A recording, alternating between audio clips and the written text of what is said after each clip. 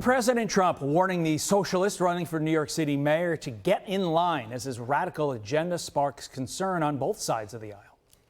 Whoever's mayor of New York is going to have to behave themselves, or the federal government is coming down very tough on them financially. Are you committed to keeping New York as a sanctuary city? Absolutely, because ultimately we've seen that this is a policy that has kept New Yorkers safe for decades. And it's a policy that we've seen ensures that New Yorkers can get out of the shadows and into the full life of the city that they belong to. And it's one that I will be proud to stand up for.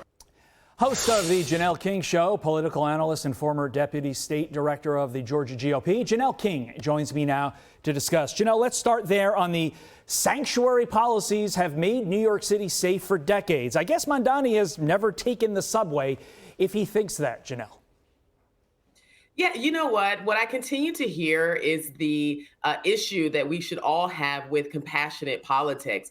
And it's also something that is a running narrative that's coming out of the millennial camp. As a millennial myself, I see this from a very unique perspective.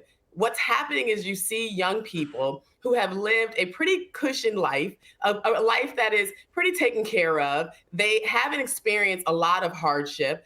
There may have been challenges. You may have seen that there is differences. There are people who seem to be doing better than others. There are people that seem to be doing worse than others. And now you're standing in this middle and you feel this compassion, but at the same time, you don't understand how we got here. This is the problem that we're facing. We have a group of young people that feel as though they can change the world for the better, make things good for everybody, but they don't understand how we got here. Pushing these type of policies, pushing this type of rhetoric ignores what's happening in reality. The fact of the matter is crime in New York is at an all-time high. This is not the time to talk about doing anything that's going to further increase those numbers. Janelle, does Mamdani gaining a national spotlight actually help Trump sell his policies? Basically saying, hey, America, take a look at New York. That guy is where the Democrat Party is headed, and you don't want to be a part of that. Does that actually help Trump?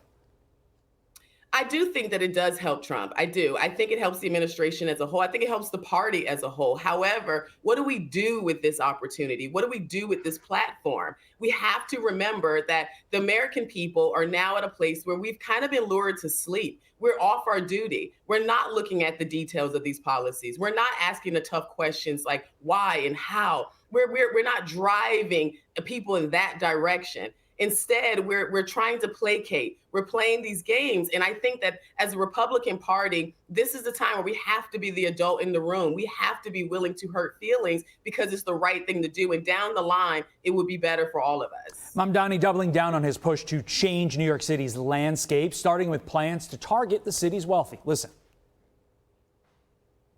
That is just a description of what we see right now. It's not driven by race. It's more of an assessment of what neighborhoods are being undertaxed versus overtaxed. I think I'm just naming things as they are.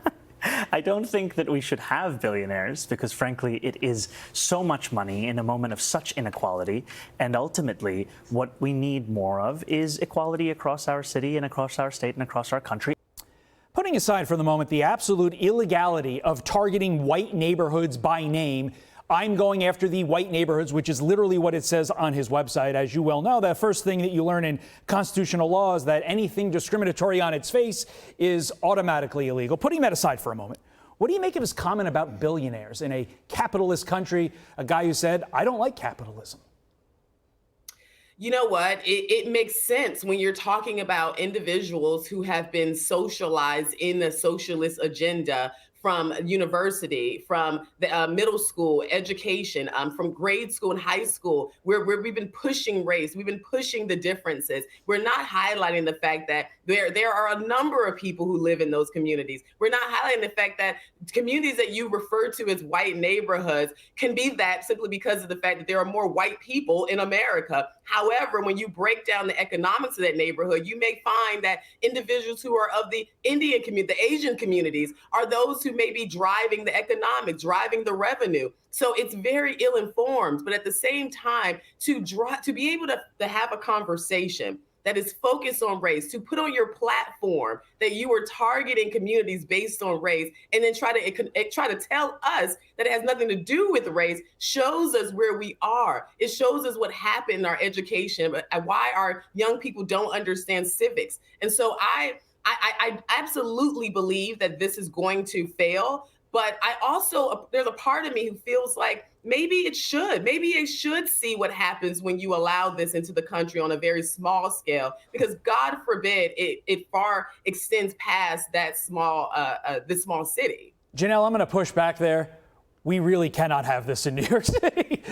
Please. I know you say it will be an interesting experiment. I'm going to push back and say, no, I don't want to do it. Janelle King, thank you for your time. We appreciate it. Absolutely, Todd. Thank you for having me. Carly. I'm Steve Doocy. I'm Brian Kilmeade. And I'm Ainsley Earhart. And click here to subscribe to the Fox News YouTube page to catch our hottest interviews and most compelling analysis.